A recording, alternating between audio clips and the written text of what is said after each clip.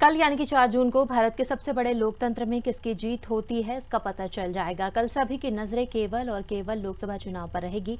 इसी को लेकर भीलवाड़ा लोकसभा प्रत्याशी और भाजपा के प्रदेश महामंत्री दामोदर अग्रवाल से खास बातचीत की हमारे संवाददाता ने।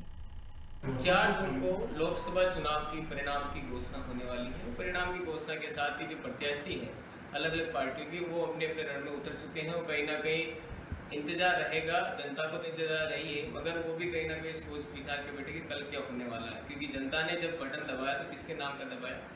अभी हम हमारे बीच में मौजूद है लोकसभा क्षेत्र से भाजपा के प्रत्याशी दामोदर अग्रवाल, जिनसे बातचीत करते हैं। सर, प्रदेश के महामंत्री भी रहे, पहले जिलाधीश भी रहे, भीलवाड़ा की विधानसभा को, लोकसभा क्षेत्र को आपने जाना है, परखा, क्या लगता है? मैं प्रदेश का अभी भी महामंत्री हूँ। भीलवाड़ा में मैं शहर में 50 साल से रहता हूँ और भीलवाड़ा लोकसभा क्षेत्र को बहुत बेहतरीन तरीके से जानता हूँ। 20,000-25,000 लोगों के नाम में जुबान पर रखता हूँ। मेरा अपना घर है। बेशक कल के परिणाम की प्रतीक्षा है, परंतु मुझे भरोसा है कि जनता का आशीर्वाद मुझे प्राप्त हुआ है। अभी इतने सालों की भारतीय जनता पार्टी में संगठन में काम करने वाले लोगों को अवसर प्राप्त हो रहा है। ये भाजपा के स्वास्थ्य के लिए, भाजपा के कैडर के लिए शुभ संकेत है। आने वाले समय में जनता का आशीर्वाद प्राप्त होने पर इस लोकसभा क्षेत्र में विकास की तमाम आवश्यकताओं की पूर्ति के लिए काम करूंगा।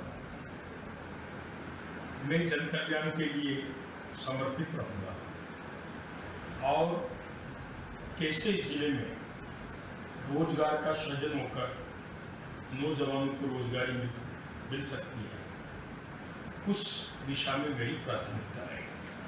आप भीलवाड़ा की सिटी के एक जाने माने नेता है, बहुत वरिष्ठ है, उनका बहुत सम्मान है और मेरा सौभाग्य है कि मैंने उनके सामने चुनाव लड़ा, परंतु उनका दुर्योग है कि वो कांग्रेस के प्रत्याशी है, जिसे आप जनता पसंद नहीं करते।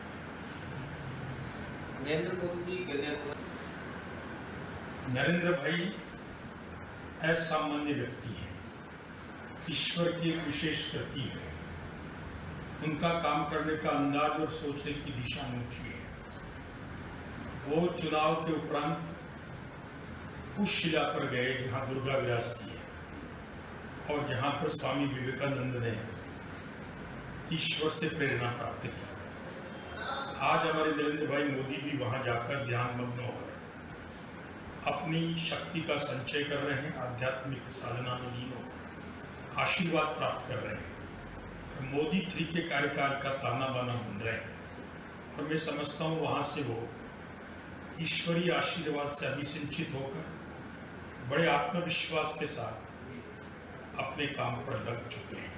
आपने देखा होगा कल उन्होंने 7 मैराथन बैठकें करके मोदी 3 के कार्यकाल की 100 दिन की रूपरेखा को लगभग फाइनल रूप दिया है।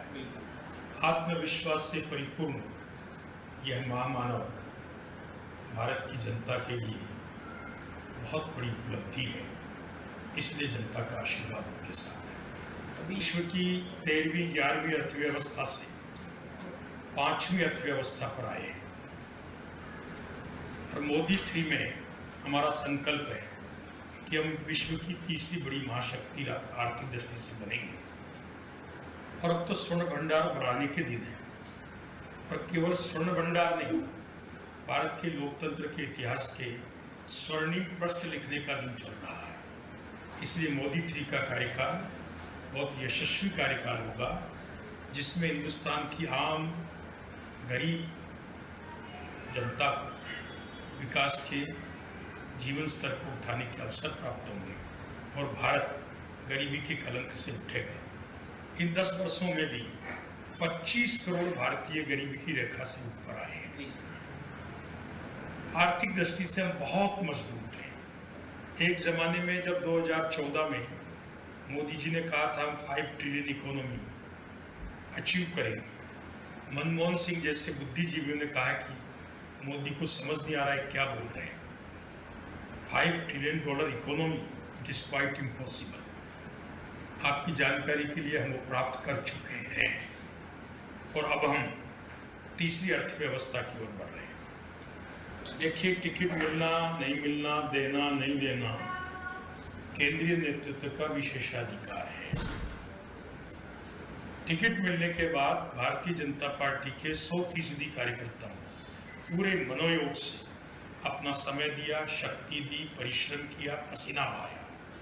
मैं उन कार्यकर्ताओं के काम को नमन करता हूँ, प्रणम्य है, वंदनीय है। मैं उनका धन्यवाद, आभार ज्ञापित करता हूँ और उन्हीं के खून पसीने से कमल खिलता है, जो इस बार भी खिलने वाला है। आप प्रदेश महामंत्री, राजस्थान की कितनी सीटें भाजपा के खाते में जा सकती है?